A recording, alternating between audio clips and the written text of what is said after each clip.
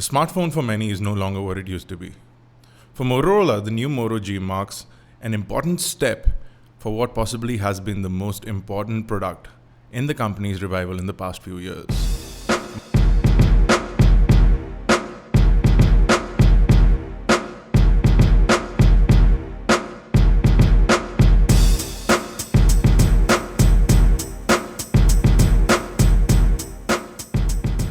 The Motorola Moto G 2015, the Moto G Gen 3, or simply the new Moto G are merely synonyms for the newest member in Motorola's lineup.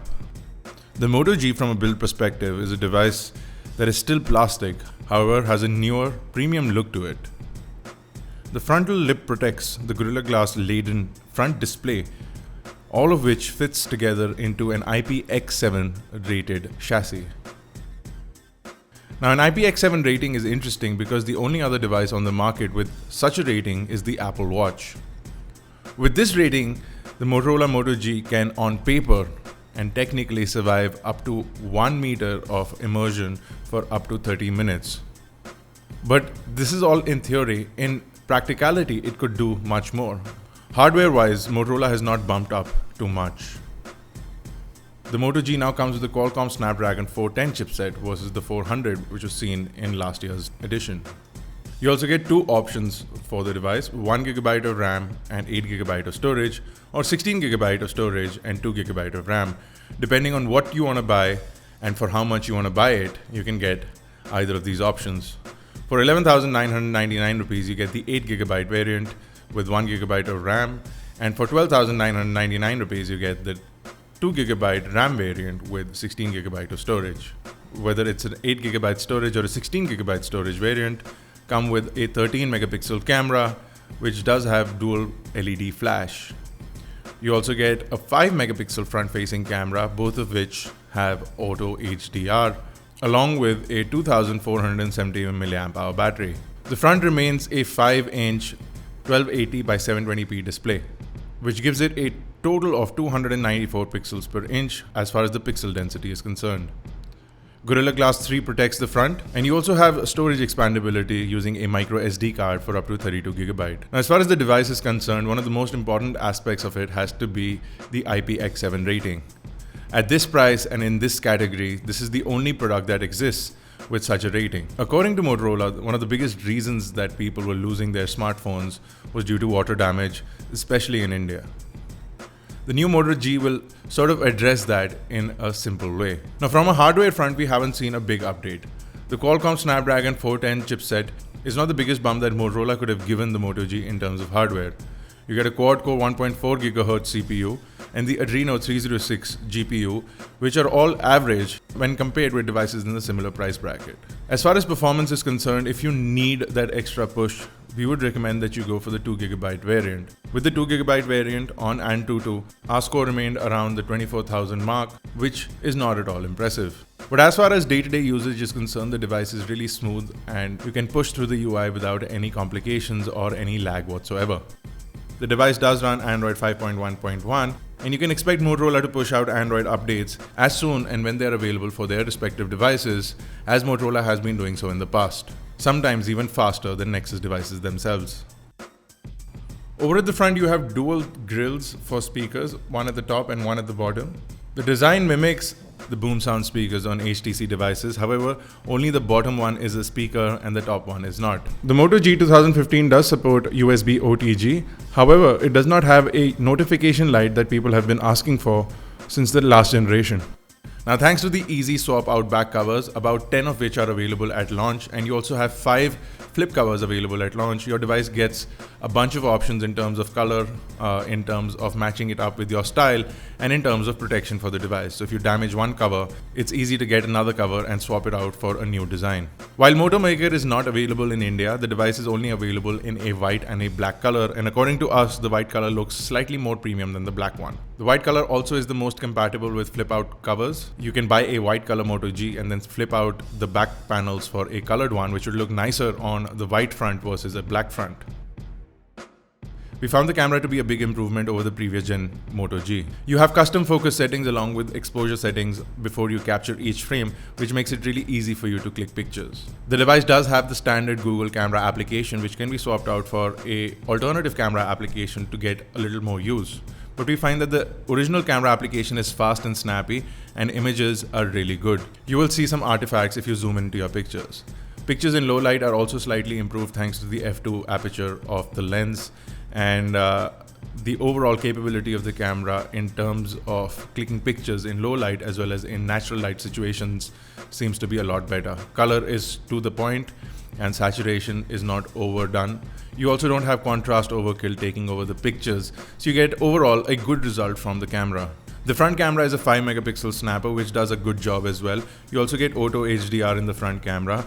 Now, whether you're clicking low light pictures or in decent light, you'll find that the image quality is far more superior than you can expect from a front-facing 5 megapixel camera. You also have the capability of manually adjusting the exposure. So if you want that extra boost of brightness, you'll be able to get that with the front-facing camera. Now, Motorola has always been low on the software front. However, you do get the Motorola Migrate application that allows you to switch from any old Android device onto a new Motorola Moto G, for example, device, and it allows you to seamlessly switch all your data to the new device. You also get some of the features of higher end Motorola devices on this device. So you have the Moto Display option. It'll notify you of your missed calls and messages, and it'll vibrate the device on touch. That being said, the Moto Display is not that accurate on the Moto G as it was on the Moto X. But we feel that it's a good addition to have. However, you can turn it off if you don't like the usage, as it will consume a bit of battery. Now, speaking of battery, we found the battery life to be quite sufficient for the full day of use. The device will give you a bunch of hours of phone calling. We got about 4 to 5 hours of phone calling on LTE networks, and we still got some usage left over. You could be using the device for browsing the internet or playing games, messaging, etc., and then still last a full day of use. We found that to use it the next day, you would need to recharge the device irrespective. So you can expect a full day of use from the device without it failing on you. However, don't expect it to run into the second day. The device does take fairly longer to charge up, but if you have one of the quick chargers lying around from any of your other devices, the device will take up to 1.5 hours to fully charge. On the charger that is supplied in the box, it'll take about 2.5 hours to fully charge the device. Network strength remained solid. We found that the phone call capability of the device is fantastic. And some of the things that troubled us with other devices in the past, phone calls dropping while moving around. If you're driving around, the phone calls would tend to drop. On the Moto G, we found that was much lesser. And while switching between network towers, the phone held on to the network pretty well.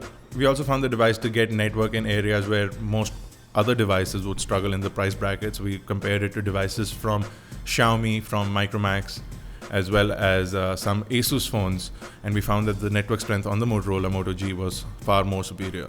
Now, while Motorola hasn't updated the specifications or the hardware of the Moto G to quite an extent, we feel that the IPX7 rating is really important for most people.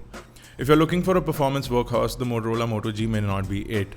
While the 1GB and 8GB variant, which is the cheaper 11,999 rupee variant, offers a more simplified usage case scenario, the 16GB plus 2GB variant looks after most of those who are looking for gaming as well as extensive camera use, as well as extensive online use on their device. The fact that both the devices can be upgraded with a 32GB micro SD card means that you still have a lot of storage to go around. But it does not disappoint in doing day-to-day tasks. We don't feel that the device lags a lot, and we feel that gaming, at least on the 16GB plus 2GB variant, is up to mark for the price category that it's meant at. That being said, Motorola could have upped the chipset, but they instead chose to give a IPX7 rating, which we feel will go a long way for those who need it, especially in the Indian market. If you're thinking of picking up a Moto G, we recommend the 16GB plus 2GB variant, which will offer you much more capability and that extra performance punch that you might require if you get into gaming or if you want to look at multitasking a little bit better on the device. Motorola used to have a rugged device back in the day called the Motorola Defy, which went a long way for the company. The Moto G Gen 3 wants to be a similar sort of device with its IPX7 rating and its general overall capability and a fantastic camera, all packed up in a right sort of design for a right sort of price. The customer may not be disappointed.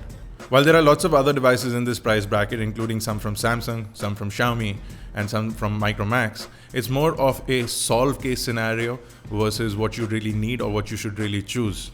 The Moto G solves one purpose, and that is that it will resist water for up to 30 minutes, especially if you dip it in up to 1 meter. None of the other devices do that, but there are certain things that the Moto G does not win at, and one of them being performance. You really need to choose what device would really make your day. If you have any comments or queries, do leave them in the comment section below. We would appreciate your feedback. Make sure you give this video a thumbs up, and if you haven't already, make sure you subscribe to us on YouTube, youtube.com/iGyan, youtube.com/iGyanTV. For the full detailed review of the Moto G with images and detailed text, visit igyan.in. Catch us on Facebook, Twitter, Google+, Snapchat, and Vine. This has been Bharat Nagpal. Thank you guys for watching.